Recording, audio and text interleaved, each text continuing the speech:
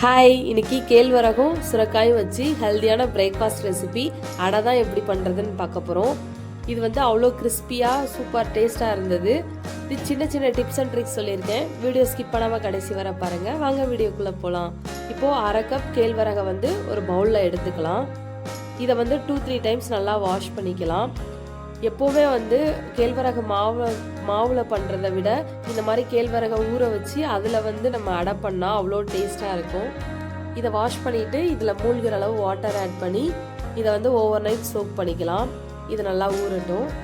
அப்புறம் வந்து இப்போது நம்ம அடை பண்ணுற நேரத்தில் இந்த மாதிரி சுரைக்காயை வந்து எடுத்துக்கலாம். இதை வந்து பாதியாக கட் பண்ணி நம்ம அதை ஸ்கின்னெல்லாம் வந்து பீல் பண்ணிக்கலாம். எப்போவுமே வந்து கேழ்வரகை வந்து ஊற வச்சு பண்ணி பாருங்கள், அது நல்லாயிருக்கும். இப்போ வந்து 2 வந்து சுரைக்காயை அதை கட் பண்ணிவிட்டு இதில் பாதியே நமக்கு போதுமானது. இப்போது தேங்காய் துருவுறதுல பெரிய ஹோல் எடுத்துக்கலாம். பெரிய ஹோலில் இந்த சுரைக்காயை வந்து நல்லா வந்து துருவிக்கலாம்.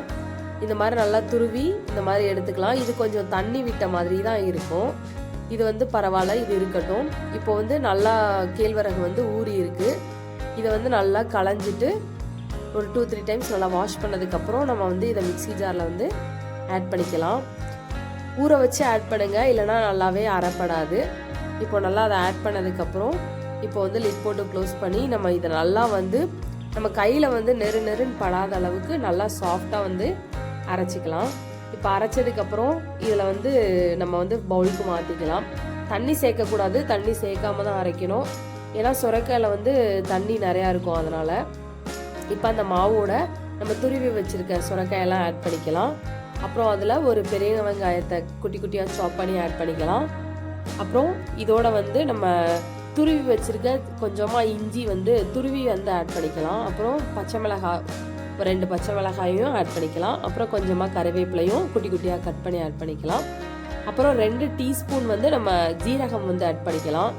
ஜீரகம் வந்து நல்லா ஃப்ளேவர்ஃபுல்லாக இருக்கும், அதனால் ஆட் பண்ணுறோம். இப்போ தேவையான அளவு சால்ட் ஆட் பண்ணிக்கலாம்.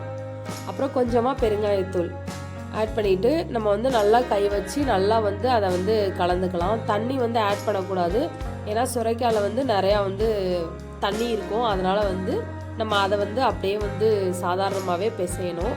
பிசைஞ்சதுக்கப்புறம் இது வந்து நல்லா வந்து பைண்ட் ஆகிறதுக்காக ஒரு 1/4 கப் மட்டும் நம்ம அரிசி மாவு வந்து ஆட் பண்ணிக்கலாம். அரிசி மாவு ஆட் பண்ணிவிட்டு நம்ம வந்து தண்ணி ஆட் பண்ணாமல் நல்லா கலந்துக்கணும். இன்கேஸ் உங்களுக்கு கொஞ்சம் கெட்டியாக இருக்கிற மாதிரி இருக்குது அப்படின்னா லைட்டாக தண்ணியை தெளித்து மட்டும் ஆட் பண்ணிக்கோங்க. நல்லா இந்த மாதிரி கலந்து இப்போ ரெடி ஆகிட்டு உப்பு கரெக்டாக இருக்கான்னு செக் பண்ணிக்கோங்க. செக் பண்ணி வேணும்னா ஆட் பண்ணிக்கோங்க. இப்போ வந்து தோசைக்கல்லில் வந்து நம்மளுக்கு நல்லா சூடு பண்ணிக்கலாம். சூடு பண்ணிவிட்டு தண்ணி தெளித்து ரெடி ஆனதுக்கப்புறம் கொஞ்சமாக அதில் உள்ள உருண்டை எடுத்து நம்ம லைட்டாக கையில் தட்டிட்டு அப்படியே தோசைக்கல்லில் போட்டு லைட்டாக தண்ணி தொட்டு இந்த மாதிரி ஸ்ப்ரெட் பண்ணோம் அப்படின்னா நல்லா வந்துடும். இல்லை உங்களுக்கு இது கொஞ்சம் சூடாக இருக்கும் அப்படின்னு நினச்சிங்க அப்படின்னா தனியாக வந்து ஒரு காட்டன் துணியில் வந்து நம்ம அதை தட்டி அப்படியே தோசைக்கல்லில் போட்டுக்கலாம். இப்போது மேலே வந்து கொஞ்சம் கடலெண்ணெய் அதை நல்லா ஸ்ப்ரெட் பண்ணி விட்டதுக்கப்புறம் ஒரு லிட் போட்டு க்ளோஸ் பண்ணுங்கள். க்ளோஸ் பண்ணி மீடியம் ஹீட்டில் வச்சுக்கோங்க. மீடியம் ஹீட்டில் வச்சு நல்லா குக் பண்ணிங்கன்னா நல்லா சாஃப்டாக கிடைக்கும் நமக்கு. இப்போ திருப்பி போட்டு அகைன் கொஞ்சம் ஆயிலெலாம் ஸ்ப்ரெட் பண்ணிவிட்டு திருப்பி நம்ம குக் பண்ணோம் அப்படின்னா நல்லா வந்து ஒரு கிறிஸ்பியாக வந்து நல்லா சூப்பராக சாஃப்டாக ரெடி ஆகிடும். இப்போ அகைன் இன்னொரு இதை வந்து இந்த மாதிரி கையில் எடுத்து தட்டிக்கலாம். தட்டி அதை கல்லில் போட்டே தட்டிடலாம் ஈஸியாக. லைட்டாக தண்ணி தொட்டு நம்ம வந்து தட்டினோன்னா சூப்பராக ரெடி ஆகிடும். லிட் போட்டு க்ளோஸ் பண்ணிவிட்டு திருப்பி நம்ம வந்து ஒரு மீடியம் ஹீட்டில் வச்சு குக் பண்ணுங்கள். அப்போ தான் நல்லா வந்து அது வெந்து வரும்.